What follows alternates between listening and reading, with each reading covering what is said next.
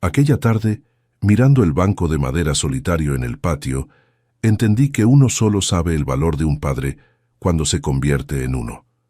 Y mi hijo, con 42 años a cuestas, aún no había aprendido eso, pero lo aprendería, vaya que sí. Me llamo Osvaldo Gutiérrez, tengo 78 años bien vividos y soy profesor jubilado de historia.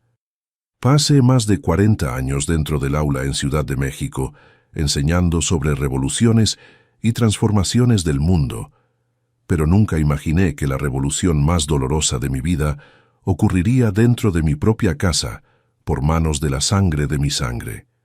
Fue un aprendizaje amargo pero necesario, tanto para mí como para mi hijo Carlos. Si te está gustando esta historia, dale like y suscríbete al canal. Deja en los comentarios desde dónde estás viendo y qué hora es cuando estás viendo. Todos los días hay una historia nueva aquí en este canal. Un viejo como yo se alegra de saber que hay gente que se interesa por lo que tenemos que contar. La sabiduría solo viene con los años, y si puedo compartir un poco de eso con ustedes, ya me doy por satisfecho. Construí toda mi vida sobre trabajo honesto. Me despertaba a las 5 de la mañana, tomaba un café negro sin azúcar, hábito que mantengo hasta hoy, y tomaba 2 camiones para llegar a la escuela estatal donde enseñaba. Regresaba casi de noche, con pilas de exámenes y trabajos para corregir. Mi querida esposa, Guadalupe, que Dios la tenga en su gloria, solía decir que yo tenía más intimidad con los libros que con ella. Tal vez fuera verdad, pero fue gracias a ese sudor diario que pude dar educación a Carlos y construir nuestra casa propia, ladrillo por ladrillo, en la colonia Coyoacán. Nunca fuimos ricos, pero tampoco faltó comida en la mesa. Tenía orgullo de ser profesor, incluso cuando los salarios se atrasaban y el gobierno le daba la espalda a la educación. Profesor, moldea el futuro, les decía a mis alumnos, y lo creía. Solo no imaginaba que el futuro que ayudé a moldear en casa intentaría borrarme de él. Cuando mi Guadalupe partió hace 5 años, víctima de una enfermedad renal crónica que consumió nuestros ahorros y nuestras esperanzas, pensé que la soledad sería mi peor compañía. Me equivoqué feo. Hay compañía que es peor que la soledad.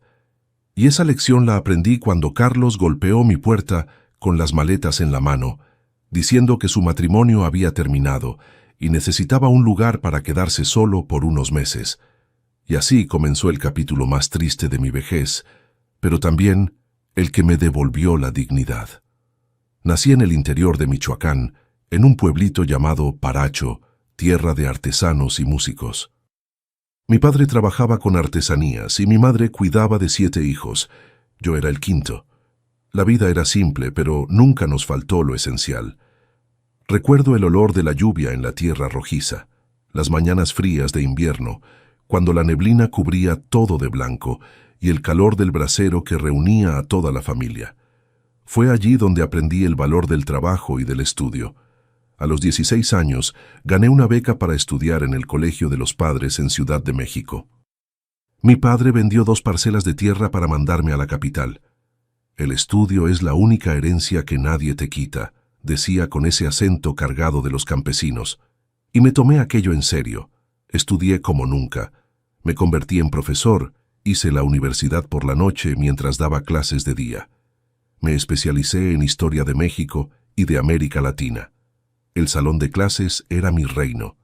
Allí me sentía importante, respetado.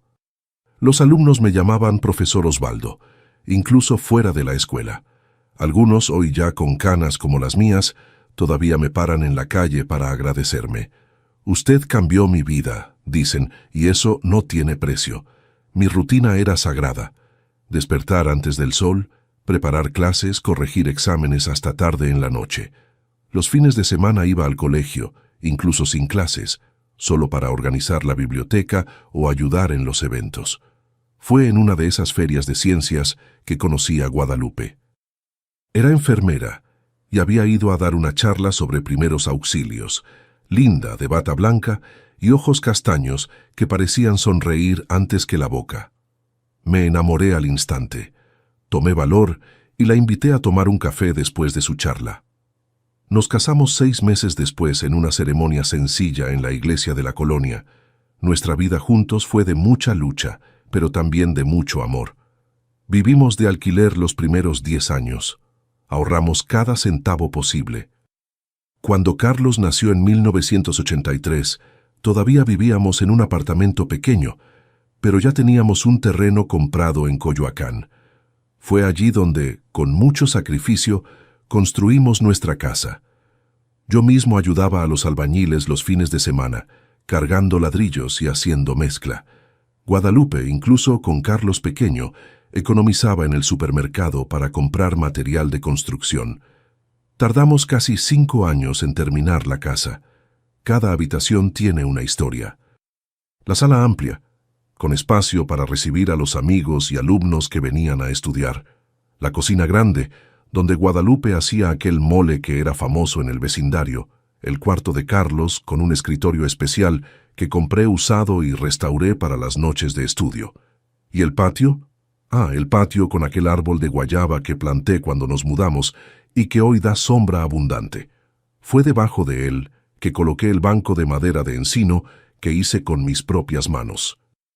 Carlos creció siendo el centro de nuestras vidas. Lo matriculamos en la mejor escuela que podíamos pagar, aunque eso significara apretarnos el cinturón en otras áreas. Cuando quiso estudiar ingeniería, vendimos el único coche que teníamos para pagar la universidad privada. Yo pasaba noches en vela ayudándolo con los trabajos, mientras Guadalupe hacía loncheras para que llevara y ahorrara en el almuerzo. No había sacrificio que no hiciéramos por nuestro hijo. Nos graduamos juntos, yo en la maestría y él en la licenciatura el mismo año. Recuerdo el orgullo que sentí al verlo recibir el diploma todo elegante con toga y birrete. Este muchacho llegará lejos, pensé. Y así fue. Consiguió un buen trabajo en una constructora, se casó con Daniela, una chica de buena familia, y pronto se mudó a un departamento en Polanco, zona exclusiva de la ciudad. Nosotros seguimos en nuestra casita en Coyoacán, felices de ver a nuestro hijo bien encaminado en la vida, como decía Guadalupe. Fue cuando empezamos a notar los cambios. Las visitas los domingos se fueron haciendo raras. Las llamadas telefónicas, que antes eran diarias, se volvieron semanales, después quincenales. Carlos siempre tenía una excusa. Mucho trabajo, viajes, compromisos con los suegros. Lo entendíamos. Claro, la vida de adulto es ajetreada. Pero dolía un poco ver que tenía tiempo para publicar fotos de cenas caras y viajes los fines de semana, pero no para tomar un café con sus padres. Cuando Guadalupe enfermó en 2018, pensé que Carlos volvería a estar más presente. La enfermedad fue rápida y devastadora. Insuficiencia renal crónica en etapa avanzada cuando la descubrimos. Los médicos intentaron de todo, pero en poco más de un año ella se fue. Durante todo ese tiempo, Carlos aparecía más los fines de semana. A veces traía a Daniela, pero nunca se quedaba mucho tiempo. Siempre con el celular en la mano, siempre con prisa. En el funeral de su madre lloró mucho, parecía inconsolable. Pensé que aquello despertaría en él la conciencia del tiempo perdido, pero después del luto inicial la distancia volvió. Ahora yo estaba solo en aquella casa llena de recuerdos. Aprendí a cocinar mejor, a lavar mi propia ropa, a cuidar de las plantas que Guadalupe tanto amaba. Hice amistad con los vecinos. Volví a dar clases voluntarias en un centro comunitario. La vida seguía. Hasta que una noche lluviosa de mayo del año pasado, el timbre sonó. Era Carlos empapado, con 2 maletas grandes y una expresión derrotada en el rostro. «Papá, Daniela pidió el divorcio. ¿Puedo quedarme aquí? Solo por unos meses hasta reorganizarme», dijo, sin mirarme a los ojos. En ese momento, mi corazón de padre habló más alto que cualquier dolor o resentimiento. Abrí los brazos y la puerta de mi casa, sin imaginar que estaba invitando adentro no al niño que crié, sino a un extraño con planes que partirían mi corazón en pedazos.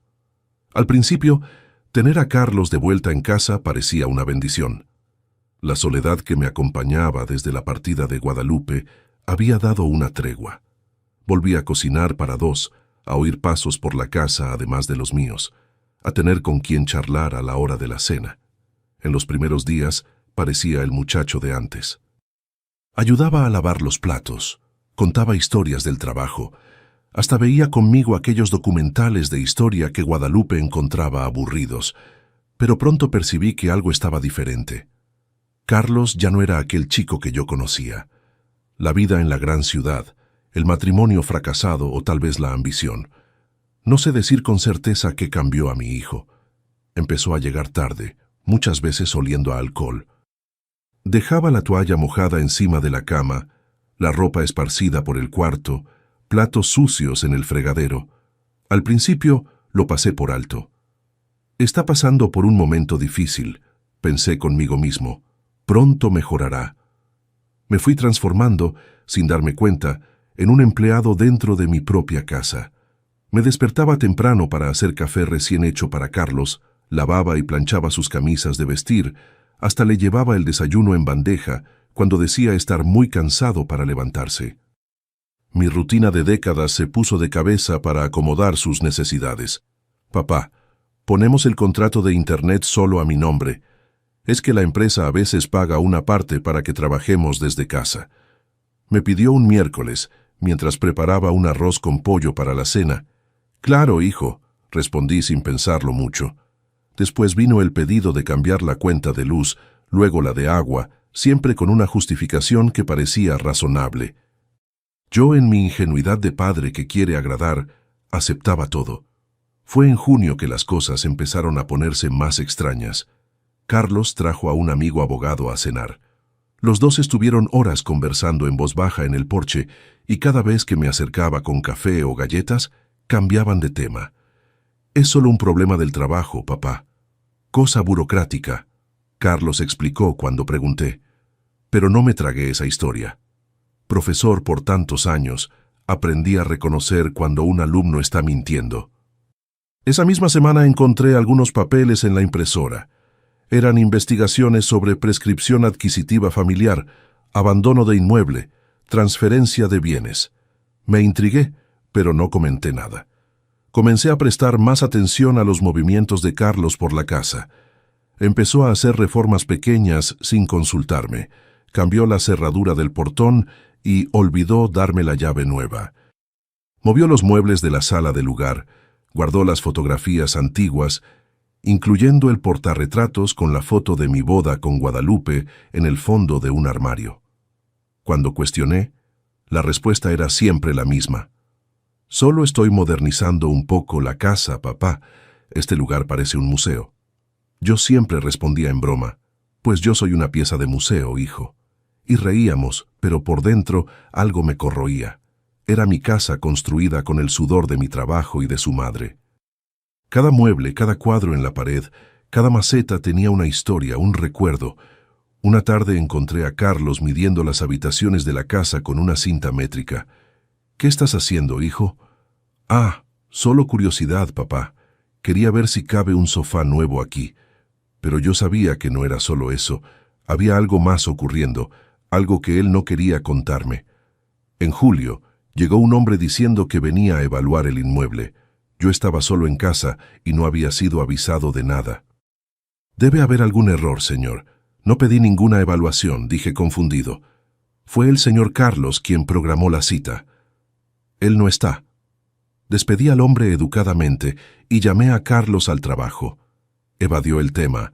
Dijo que era solo para tener una idea del valor de mercado, en caso de necesitar usar el inmueble como garantía de un préstamo para recomenzar su vida tras el divorcio.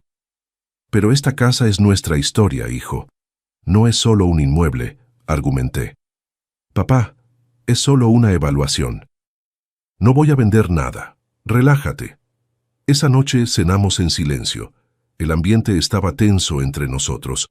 Por primera vez sentí miedo de mi propio hijo. Al día siguiente encontré un contrato de compraventa de inmueble dentro de la mochila de Carlos que había olvidado encima del sofá. Estaba en blanco, pero con el membrete de una inmobiliaria. Mi corazón se encogió. Decidí no confrontarlo directamente, pero estar atento. Agosto llegó con días calurosos e inquietud. Carlos comenzó a traer cajas vacías a casa, guardándolas en la habitación de invitados. Cuando pregunté para qué eran, dijo que estaba organizando sus cosas que aún estaban en el antiguo departamento. Pero yo sabía, en el fondo de mi corazón, que mi hijo me estaba mintiendo. Fue en una madrugada sofocante de esas en que el calor no te deja dormir, que todo cambió. Me levanté a tomar agua a la cocina alrededor de las 3 de la mañana. La puerta del cuarto de Carlos estaba entreabierta y una luz azulada del celular iluminaba el ambiente. Hablaba bajito, casi susurrando, pero en la casa silenciosa pude oír cada palabra con una claridad dolorosa. Ya está casi todo listo. No, él ni sospecha. La casa es antigua, pero el terreno es grande y bien ubicado. Después de venderla, se puede comprar algo mucho mejor para mí. Ya verás, ni se dará cuenta. Lo iré sacando poco a poco. Esto será solo mío. Me quedé paralizado en el pasillo, con el vaso de agua temblando en mi mano. No podía creer lo que estaba oyendo. Mi propio hijo, mi único hijo, planeando sacarme de mi casa, de la casa que construí con tanto sacrificio, donde lo crié, donde viví con Guadalupe. El dolor que sentí en ese momento no se puede explicar. Es como si alguien me hubiera arrancado el corazón con la mano. Volví a mi cuarto en silencio, sin tomar el agua. No conseguí dormir más. Me quedé acostado mirando al techo, con lágrimas corriendo por el rabillo de los ojos hasta mojar la almohada. Lloré en silencio, como hacía mucho no lloraba. Ni cuando Guadalupe partió me había sentido tan solo, tan traicionado. Esa noche, muchos recuerdos vinieron a mi mente. La carita de Carlos recién nacido durmiendo en mi pecho mientras corregía exámenes. Su primer día de escuela agarrado de mi mano, temeroso, pero valiente. Las noches en que enfermaba y Guadalupe y yo nos turnábamos para ponerle compresas en la frente. El día de su graduación, el orgullo que sentí. ¿Dónde me había equivocado? ¿En qué momento mi hijo se había transformado en ese extraño calculador que planeaba sacarme de mi propio hogar? Cuando el sol salió, ya había tomado mi decisión. No sería una víctima pasiva de la traición de mi hijo. No permitiría que me tratara como un viejo inútil que puede ser manipulado y descartado. Si él quería tanto la casa, tendría la casa, pero no me tendría más a mí. Esperé a que saliera al trabajo como todos los días, después de tomar el café que preparé con el mismo cuidado de siempre. Ni notó la tristeza en mis ojos, la palidez en mi rostro después de la noche sin dormir. Salió apurado con un adiós, papá, displicente. En cuanto me quedé solo, tomé la libreta de teléfonos de Guadalupe. Ella siempre fue organizada, guardaba contacto de todo el mundo.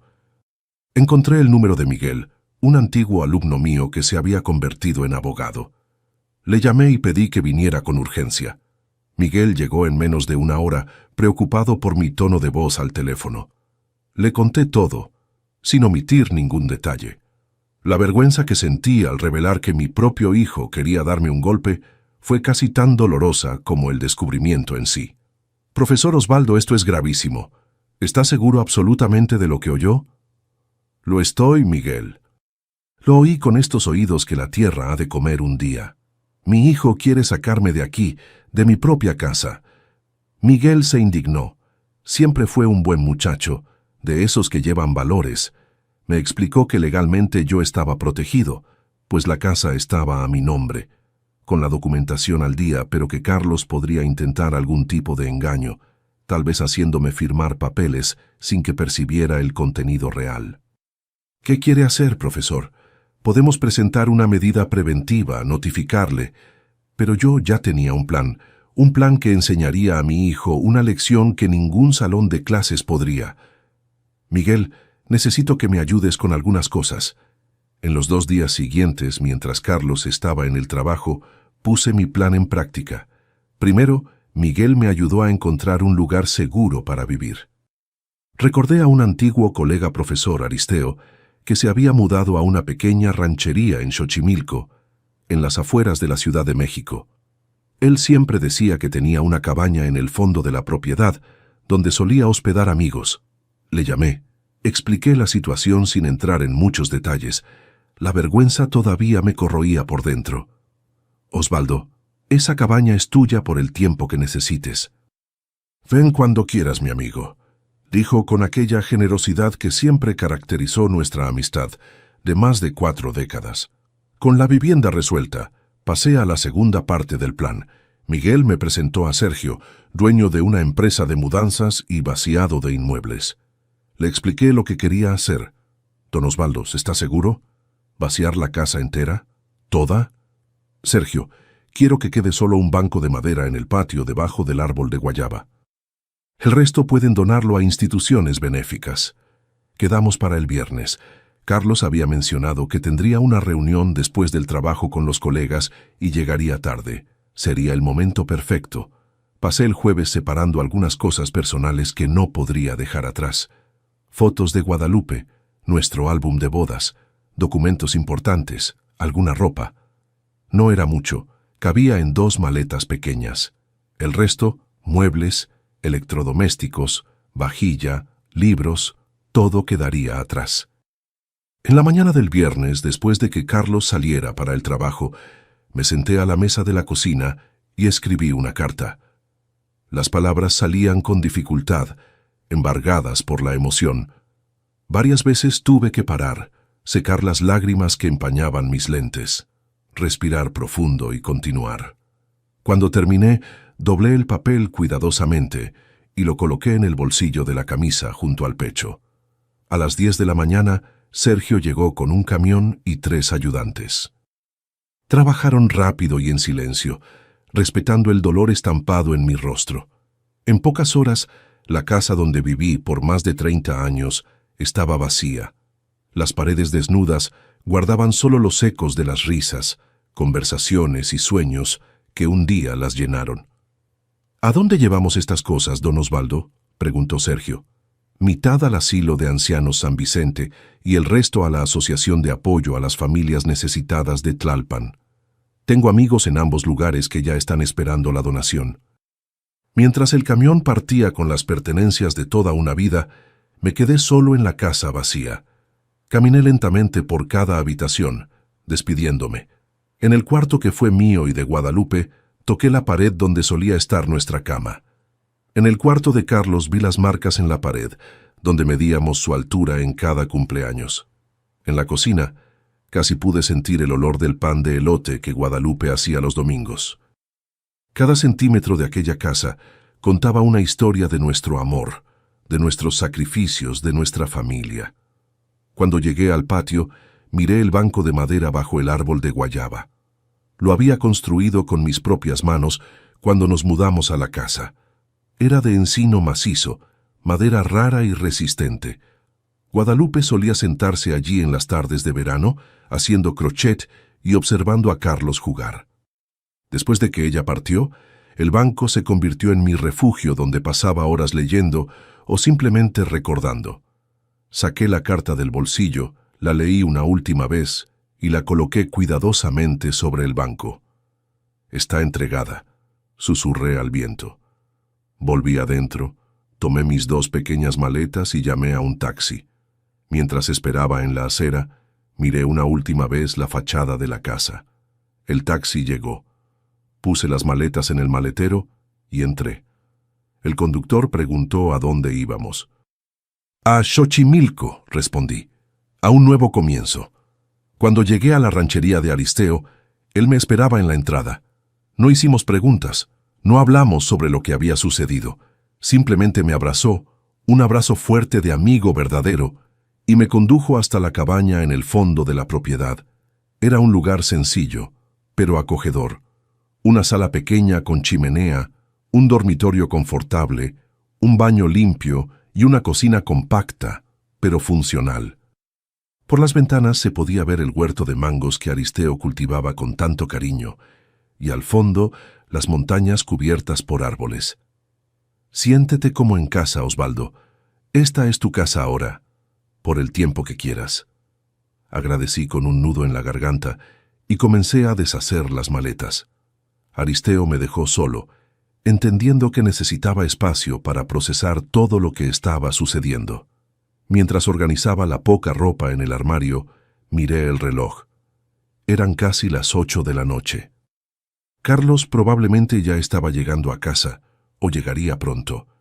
Una parte de mí quería estar allí para ver su reacción. Otra se sentía aliviada de no presenciar ese momento. La noche cayó completamente, y con ella un silencio diferente al que estaba acostumbrado.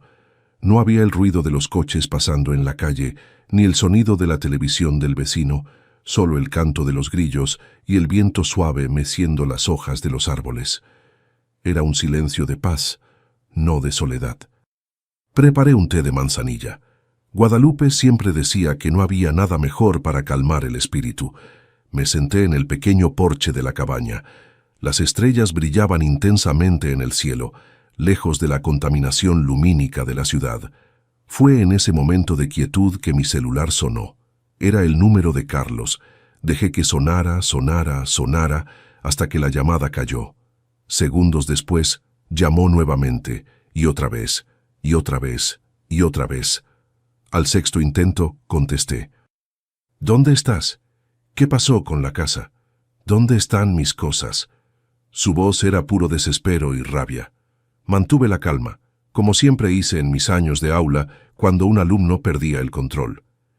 ¿Encontraste la carta, Carlos? Silencio del otro lado. Después un susurro embargado. La encontré. Entonces ya sabes la respuesta. Lo escuché todo, hijo. Todo lo que dijiste por teléfono aquella madrugada. Otro silencio, más largo esta vez. Cuando habló nuevamente, su voz había cambiado. Ya no era rabia, era una mezcla de vergüenza y desesperación. Papá, no es lo que estás pensando. No iba a sacarte de casa, lo juro. Carlos, no me mientas más. No insultes mi inteligencia. Escuché claramente tus planes. Lo iré sacando poco a poco. Esto será solo mío. Tus palabras exactas. Comenzó a llorar. Un llanto de niño pillado en falta, no de un hombre de 42 años arrepentido. La casa ahora es tuya como querías, pero está vacía como tu corazón. Yo construí esa casa con amor y con dolor estoy saliendo de ella, porque lo que tú quieres es espacio, así que te dejo con espacio de sobra. Yo estoy en otro lugar donde todavía existe respeto. Papá, vuelve, por favor. ¿Podemos hablar? ¿Podemos resolver esto? No hay nada que resolver, Carlos. Tú hiciste tu elección cuando decidiste traicionarme. Ahora vive con ella. Al menos dime dónde estás. Estoy seguro y bien cuidado. Es todo lo que necesitas saber. Adiós, Carlos. Colgué el teléfono y lo apagué completamente enseguida. Las lágrimas corrían por mi rostro, pero ya no eran de tristeza o decepción. Era un llanto de liberación, de quien finalmente se libra de un peso que ni sabía que cargaba. Esa noche dormí mejor que en muchos meses, sin el peso de la desconfianza, sin el miedo a ser engañado por el propio hijo, sin el dolor de compartir el techo con alguien que solo me veía como un obstáculo para sus planes. Al día siguiente, Aristeo me invitó a desayunar en la casa principal. Su esposa, Concepción, había preparado unos tamales que rivalizaban con los de Guadalupe. Conversamos sobre temas ligeros, el huerto, los planes de Aristeo para la jubilación, las travesuras de sus nietos. Osvaldo, si no te importa que pregunte, ¿qué escribiste en esa carta para tu hijo?, preguntó Aristeo mientras tomábamos café en el porche. Sonreí, recordando cada palabra que había escrito con tanto cuidado y dolor. Escribí lo que necesitaba ser dicho, mi amigo. Ni más ni menos. Lo que Carlos leyó en esa carta fue esto. Hijo, si estás leyendo esta carta, significa que ya encontraste la casa vacía. Sí, doné todos los muebles, electrodomésticos, ropa y objetos. No los vendí. Los doné a personas que realmente necesitan y valoran lo que reciben. Dejé apenas este banco de madera en el patio, hecho con mis propias manos hace muchos años. En la madrugada del miércoles, escuché tu conversación por teléfono. Te oí decir que me sacarías de mi propia casa poco a poco, que todo sería solo tuyo. Escuché al hijo que crié con tanto amor, planeando despojarme del único patrimonio que construí con sudor durante toda mi vida. Podría haberte confrontado, podría haberte echado, podría haber hecho un escándalo, pero decidí enseñarte una última lección, como siempre hice. La lección es esta: Cuidado con lo que deseas, pues puedes conseguirlo. ¿Querías la casa? Es tuya ahora, pero está vacía. Así como quedará tu vida si continúas por ese camino de avaricia y falta de respeto. ¿Querías espacio? Ahora tienes todo el espacio del mundo. Espacio para sentarte en este banco y reflexionar sobre tus elecciones. No me busques. No intentes encontrarme. Estoy bien y seguro lejos de ti, de tus mentiras. La llave de la casa está debajo de este banco. La casa está pagada. Los impuestos cubiertos hasta fin de año. Los documentos están en la notaría. Haz lo que quieras con ella. Véndela, alquílala, vive en ella. Pero debes saber que junto con estas paredes también perdiste a un padre. Yo construí esta casa con amor y con dolor estoy saliendo de ella. Porque lo que tú quieres es espacio, entonces te dejo con espacio de sobra. Yo estoy en otro lugar donde todavía existe respeto. Osvaldo.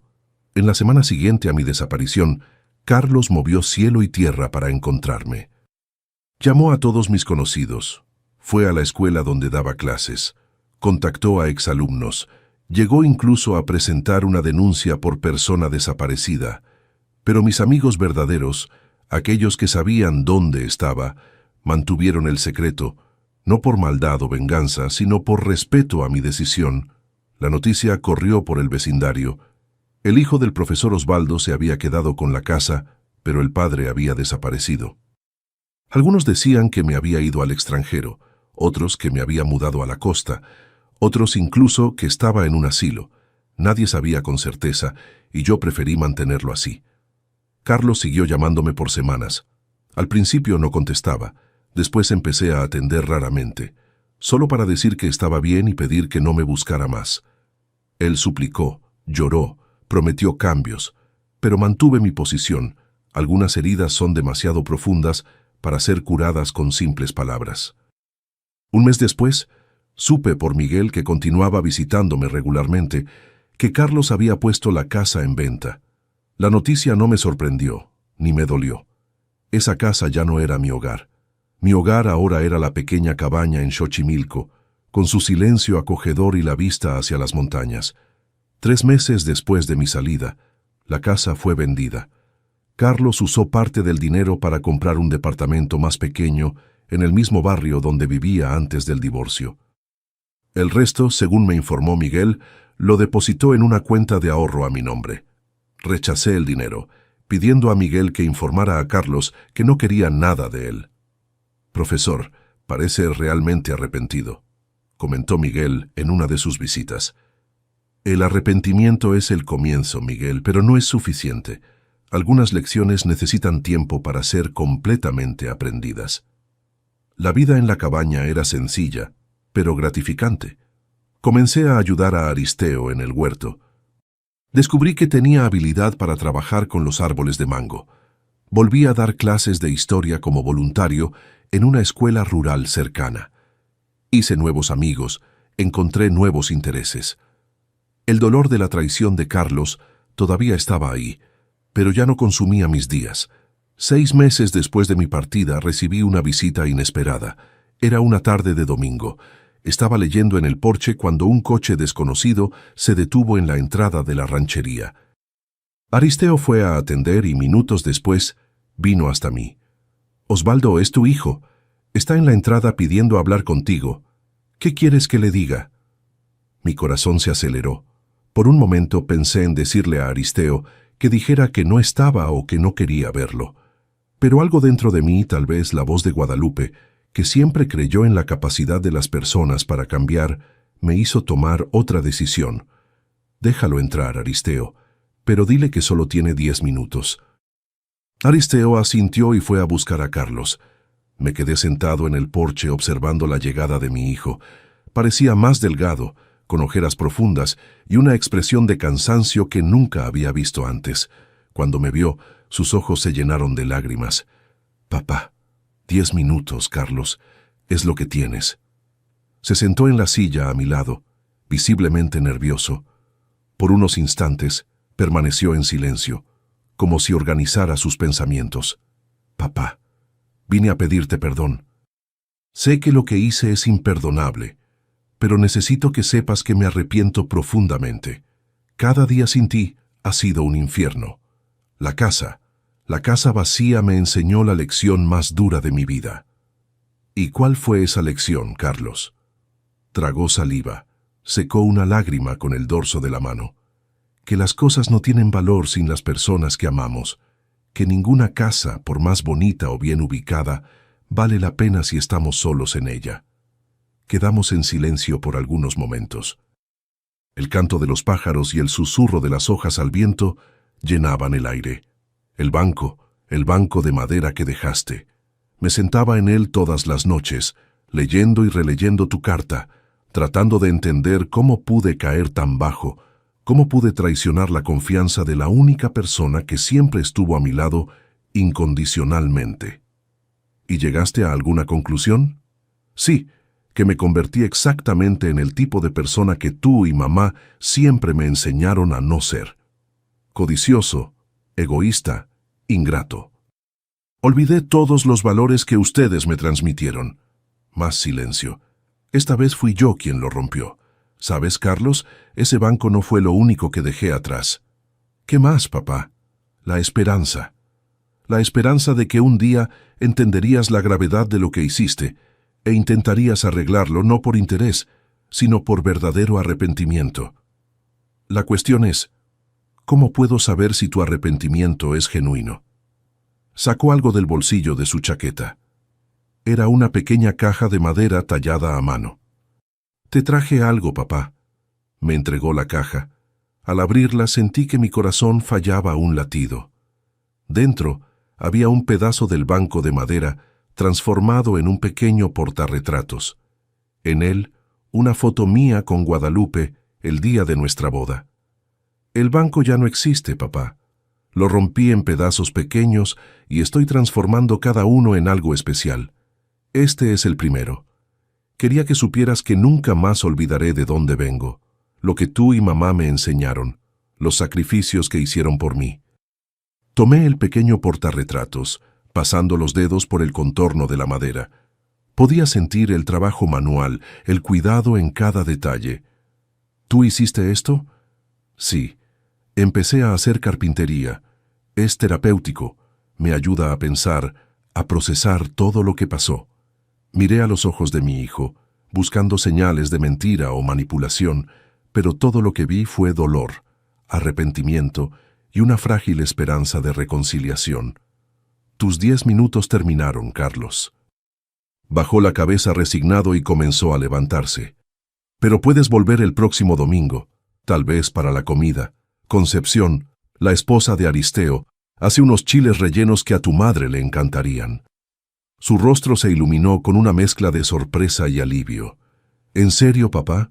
¿Puedo volver de verdad? Puedes. No estoy diciendo que todo está bien entre nosotros. Todavía tenemos un largo camino por delante, pero estoy dispuesto a dar el primer paso. Si realmente estás comprometido con el cambio. Lo estoy, papá. Lo juro por la memoria de mamá. Entonces nos vemos el domingo. Trae el postre. Después de que Carlos partió, me quedé horas en el porche, contemplando el pequeño portarretratos. La foto de Guadalupe me sonreía, como si aprobara mi decisión. Tal vez era demasiado pronto para un perdón completo, pero no era demasiado tarde para comenzar a reconstruir lo que se había roto. Ya han pasado 10 meses desde aquella primera comida de domingo con Carlos aquí en la cabaña de Xochimilco. 10 meses de una reconstrucción lenta, a veces dolorosa, pero sincera, de nuestra relación de padre e hijo. No fue fácil para ninguno de nosotros. La confianza, una vez rota, es como porcelana pegada. Los arreglos siempre quedan visibles, por más cuidadosa que sea la reparación. Al principio, nuestros encuentros eran tensos, llenos de silencios incómodos y conversaciones superficiales. Poco a poco, como la lluvia fina que va penetrando en la tierra seca, comenzamos a abrirnos. Yo hablaba de mi nueva rutina en la ranchería, de las clases que volví a dar voluntariamente en la escuelita rural, de las historias que escuchaba de los habitantes antiguos de la región. Él me contaba de su nuevo trabajo, Había salido de la constructora y ahora trabajaba como ingeniero en una empresa más pequeña, con menos presión y más tiempo para reflexionar sobre la vida. «¿Sabes, papá?», me dijo en uno de esos domingos, mientras me ayudaba a podar los árboles de mango de Aristeo. «Creo que nunca había parado a pensar en lo que realmente importa en la vida. Siempre era el próximo proyecto, el próximo ascenso, el departamento más grande, el coche del año. Cuando Daniela pidió el divorcio, diciendo que me había convertido en un extraño obsesionado con el éxito y el dinero, ni siquiera entendí bien». «¿Y ahora entiendes?», pregunté observándolo manejar las tijeras de podar con cuidado, como acababa de enseñarle. «Entiendo. Ella tenía razón. Yo estaba cegado. Todos estaban perdiendo tiempo con lo que no importa». En una tarde especialmente significativa, trajo una caja de cartón para la comida de domingo. «¿Qué es eso?», pregunté curioso. «Algunas cosas que encontré cuando estaba arreglando mi nuevo departamento. Pensé que te gustaría verlas». Dentro de la caja había tesoros que yo creía perdidos para siempre. El álbum de estampas del Mundial de 86 que habíamos completado juntos, el certificado de su primer lugar en la Feria de Ciencias de cuarto grado, las cartas que Guadalupe le escribía cuando estaba en la universidad, llenas de consejos y recetas fáciles de hacer en el departamento de estudiante. Pensé que todo esto se había donado junto con los muebles de la casa, dije con la voz entrecortada, pasando los dedos por una foto amarillenta de los tres en la playa de Acapulco, cuando Carlos no tenía más de 7 años. «No, papá. Cuando me mudé después del divorcio, traje esta caja conmigo. Era lo único, además de la ropa y los documentos, que me importó llevar. En el fondo, creo que siempre supe lo que era realmente importante». Fue ese día cuando pregunté algo que rondaba mi mente desde hacía meses. «Carlos, dime la verdad. ¿Por qué quisiste sacarme de la casa? ¿Qué pasó por tu cabeza?». Se quedó en silencio por unos instantes, como si organizara sus pensamientos o tal vez reuniera valor para ser totalmente honesto. Al principio, cuando me separé de Daniela, solo quería un lugar para quedarme, como dije. Pero después comencé a mirar aquella casa con otros ojos. Veía el terreno grande, la buena ubicación, el potencial inmobiliario. Los colegas de la constructora siempre hablaban de inversiones, de cómo esa zona se estaba valorizando. Suspiró profundamente. Comencé a pensar que sería un desperdicio que un hombre solo estuviera en una casa de ese tamaño, que sería más racional vender y comprar 2 inmuebles más pequeños, uno para mí y uno para ti. «¿Por qué no hablaste conmigo sobre eso?». «Porque en el fondo sabía que nunca estarías de acuerdo. Esa casa era toda tu historia con mamá». Entonces comencé a armar un plan con Roberto, un colega abogado especializado en derecho inmobiliario. La idea era ir cambiando todo a mi nombre poco a poco, las cuentas, los documentos, y eventualmente convencerte de mudarte a un lugar más adecuado para tu edad. Sacudí la cabeza, todavía incrédulo ante la frialdad del plan, incluso después de tanto tiempo. «Lo que me dolió no fue solo la idea de perder la casa, hijo. Fue saber que estabas dispuesto a manipularme, a engañarme, a tratar como descartable al padre que siempre dio todo por ti. Lo sé, papá, lo sé ahora. En ese momento estaba tan ciego por la ambición que no podía ver lo obvio. Necesité quedarme solo en esa casa vacía, sentado en ese banco de madera durante horas para finalmente entender». Desde aquel día, nuestra conversación se volvió más franca. La herida comenzó a cicatrizar de verdad, sin los vendajes superficiales que usábamos para disfrazar el dolor que todavía existía. Carlos continuó con la carpintería como pasatiempo. Cada pedazo del banco de madera fue transformado en algo especial. Portarretratos, pequeñas cajas, un tablero de ajedrez que ahora usamos en nuestras tardes de domingo. Un pedazo de nuestra historia transformado en nuevos recuerdos. Recientemente, algo inesperado ocurrió. Aristeo, que ya estaba con sus 80 años, decidió mudarse más cerca de sus hijos en Puebla. Me ofreció venderme la cabaña por un precio simbólico, ya que sería demolida por los nuevos propietarios de la ranchería. «No sé si tengo condiciones, Aristeo», confesé preocupado. Mi pensión de profesor era modesta y los precios de todo solo aumentaban. Fue entonces cuando Carlos hizo algo que me tomó por sorpresa. Papá, ¿recuerdas el dinero de la venta de la casa que deposité en esa cuenta a tu nombre? Todavía está allí y creciendo con los intereses. Es más que suficiente para comprar esta cabaña y todavía sobra bastante. Carlos, dije que no quería ese dinero. Era de la casa que construí con tu madre con nuestro sudor. Y es exactamente por eso que debe ser usado para asegurar tu hogar. Mamá lo aprobaría, estoy seguro. Después de mucha resistencia, acabé aceptando. Compramos no solo la cabaña, sino también una parte del huerto, lo suficiente para que yo continuara cuidando de los árboles de mango que tanto me gustan y para mantener un pequeño gallinero que instalé en el fondo. El mes pasado, Carlos me dio otra sorpresa. Apareció el domingo con una placa de madera tallada a mano. ¿Qué es esto, hijo? La última pieza del banco, papá. Pensé que sería adecuada para la entrada de tu nuevo hogar. En la placa, escrito con letras cuidadas, se leía: Rancho Guadalupe, donde existe respeto. No pude contener las lágrimas. Abracé a mi hijo con fuerza, sintiendo que finalmente el ciclo se completaba. La traición, el dolor, la separación, el aprendizaje y ahora la reconciliación verdadera. Hoy vivo una vida sencilla y plena aquí en mi pequeña ranchería. Doy clases 3 veces por semana en la escuela rural. Cultivo mis árboles de mango. Tengo mis gallinas que proveen huevos frescos y recibo a mi hijo todos los domingos para la comida.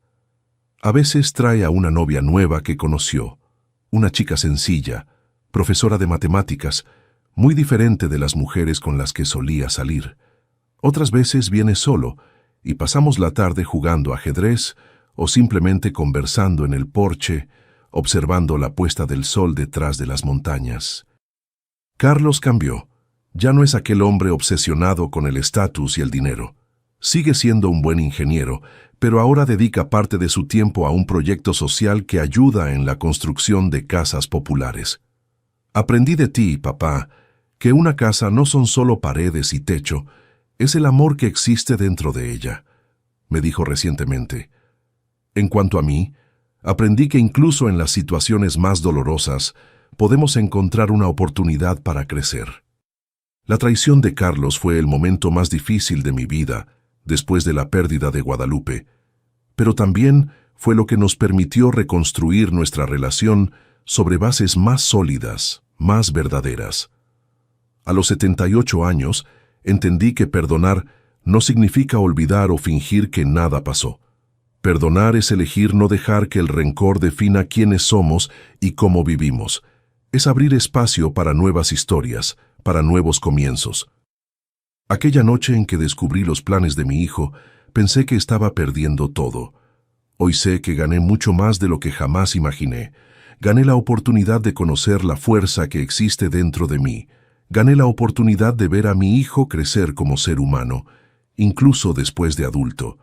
Gané un nuevo hogar, pequeño en tamaño, pero inmenso en significado, y principalmente gané la certeza de que el verdadero valor de las cosas no está en lo que cuestan, sino en lo que representan. Aquel banco de madera en el patio que dejé como única pieza en la casa, vacía, valía más que todo el resto junto, porque fue hecho con amor, porque guardaba historias, porque representaba los valores que siempre intenté transmitir a mi hijo.